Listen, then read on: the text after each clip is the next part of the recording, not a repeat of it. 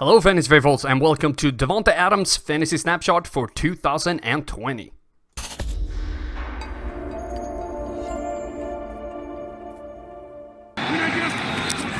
Rodgers, four-man rush, gonna float it down the seam. Adams has it, and he's in. Touchdown, Packers.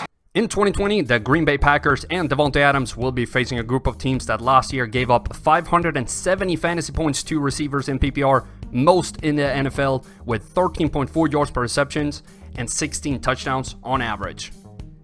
Breaking down his receiving, we see that Davante Adams is close to the perfect targeting trends, with more targets to the short left than right, but just by a little bit, and still more deep left targets than right, which is not ideal, but it's very close.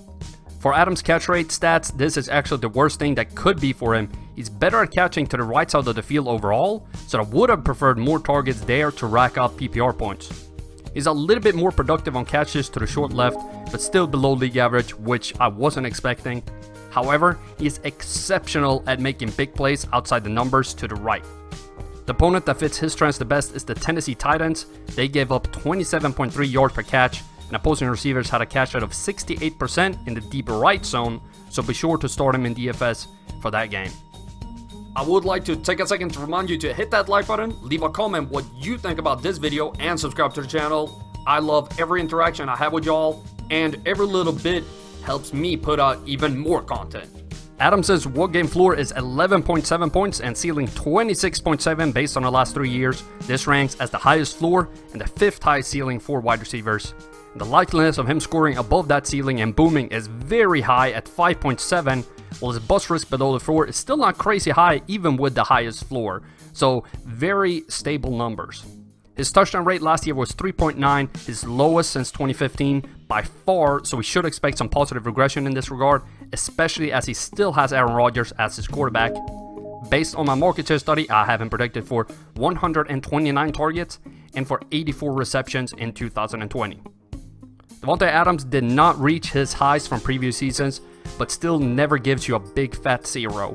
Even with Aaron Jones stealing all his touchdowns, he still managed to be usable for 6 weeks.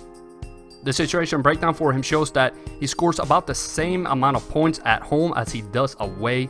He also scored about the same when playing a bottom 16 air defense, which is a top 16 one.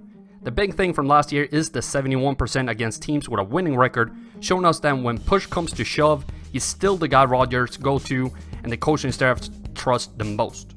Davante saw 18 red zone targets last year, and with those targets he's only scored 3 touchdowns, which is again one of his lowest success rates over several years, but he still got a 4th of the team's red zone targets, so no true worry.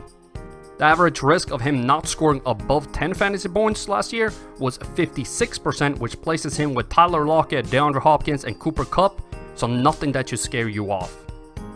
Based on his current ADP of 8th overall and on the numbers I laid out in this video, I do give him a draft grade of A. In conclusion, with the highest floor in the league, well, he's sharing it with Michael Thomas, and positive touchdown regression coming his way, you can't go wrong with Adams in the late first round. 3rd down and 7. Rodgers backs up, throws. Adams, touchdown, Green Bay. Hello fantasy faithful, I hope you enjoyed that video. Don't forget to check out more of them right here and here. In case you haven't done so already, be sure to subscribe to the channel and turn on notifications so you don't miss a beat.